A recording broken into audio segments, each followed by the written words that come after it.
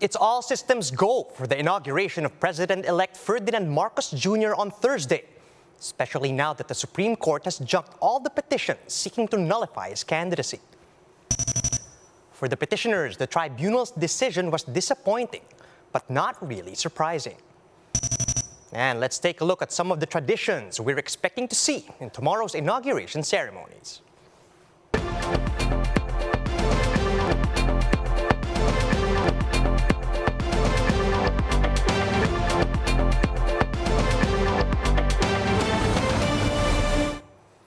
Fast, focused, and fearless. Here's everything you need to know as you jumpstart your day. I'm Charles Lejano. Just the day before the inauguration, and it appears that there's really no stopping Ferdinand Marcos Jr. from becoming the 17th President of the Philippines. The Supreme Court has decided to junk all petitions questioning the validity of his candidacy in the last elections. Marlene Alcaide with the story. There is no longer any legal impediment to the presidency of Ferdinand Marcos Jr. The Supreme Court has dismissed 2 petitions questioning his candidacy, saying that he is qualified to run and to be elected to public office. 13 justices agree that Marcos Jr.'s certificate of candidacy is valid and is in accordance with the law. 2 justices, meanwhile, did not take part in the deliberations. These are Justice Henry Inting and Justice Antonio Co. Inting's sibling is incumbent COMELEC Commissioner Socorro Inting, while Co is a former COMELEC commissioner. Recall that civic leaders represented by lawyer Ted Te went to the Supreme Court to question COMELEC's decision junking their petition to cancel Marcos Jr.'s COC.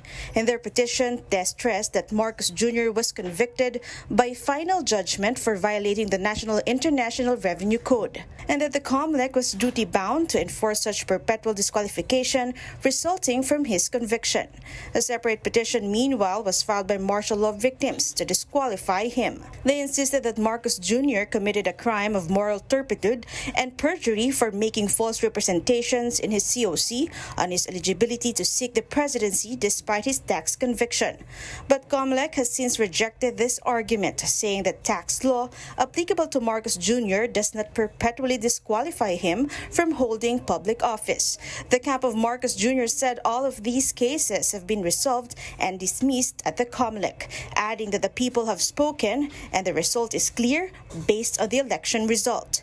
But the fight isn't over for the petitioners, as they can still file a motion for reconsideration. For News 5, Marlene Alcaide, we are One News.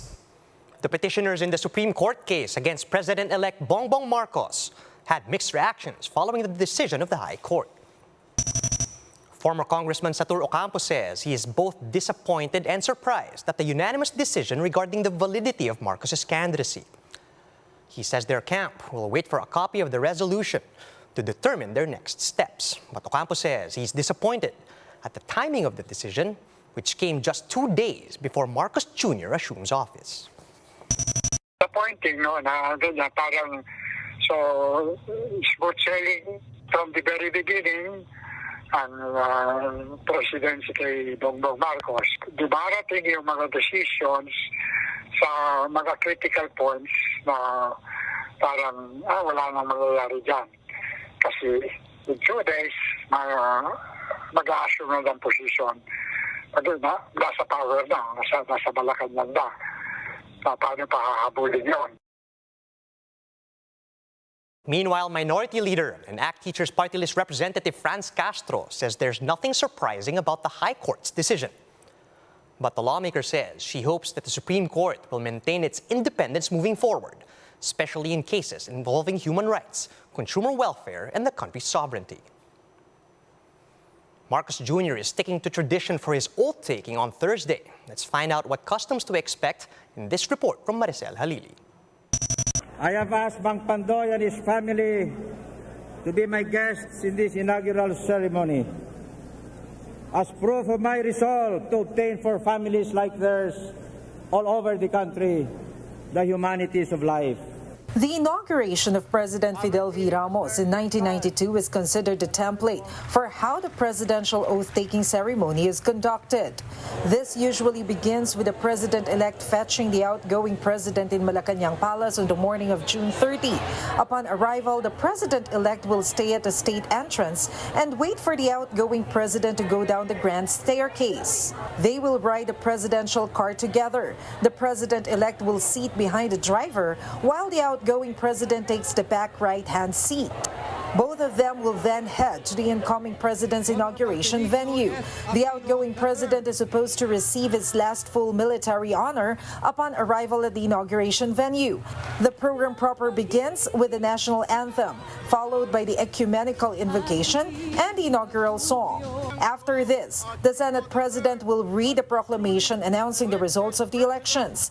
This is traditionally followed by the oath-taking of the Vice President-elect to secure the constitutional succession. However, Vice President-elect Sara Duterte already took her oath last June 19 in Davao City.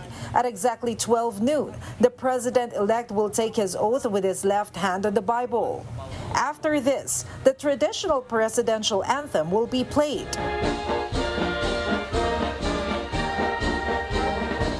The Armed Forces of the Philippines will then give the first 21-gun salute to their new commander-in-chief. This will signal the new president to give his inaugural speech. The new president will then go back to Malacanang Palace to lead the oath-taking ceremony of the new members of the cabinet before holding the first cabinet meeting. The inaugural event caps off with an inaugural ball in the evening for government officials and members of the diplomatic corps. For News 5, Maricel Halili, We Are One News. A history professor shared the symbolisms behind the traditional activities done during the inauguration of a new president. In an interview with 1PH's Sa Totoo Lang, De La Salle University history professor Victor Torres explained that picking up the outgoing president is a tradition that we got from the Americans. Torres said that people previously anticipated whether or not the two presidents were on good terms, and he added that the traditional climbing of the stairs in Malacanang symbolizes that we, Filipinos, are leading our nation. Torres also said that the most important part of the inauguration is not the venue or the traditions done, but rather it is the oath-taking itself. The oath of office is important kasi yun yung panunumpa na gagawin na ng Pangulo yung kanyang trabaho.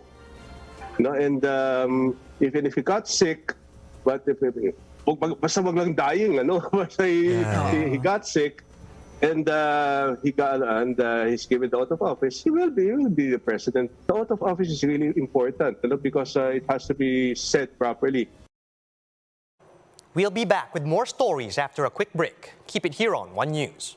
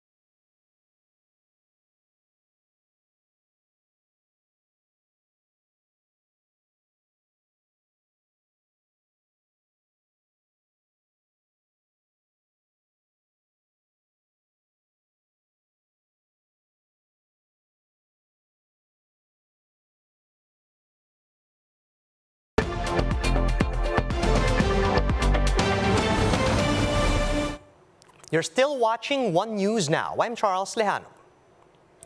We have some breaking news. The Securities and Exchange Commission has ordered the shutdown of online news publication Rappler. This was disclosed by Nobel Peace Prize winner and Rappler CEO Maria Ressa at a conference in Hawaii. Ressa said Rappler will appeal the decision and continue with their operations.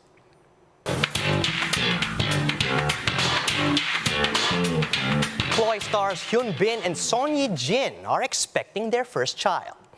And speaking of crashes, Ben Affleck's 10-year-old son accidentally crashed a luxury car. MJ Marfori has the details. Crash landing on new stars Ye Jin and Hyun are going to be parents. Ye Jin shared the happy news on Instagram as she wrote, quote, "A new life has come to us."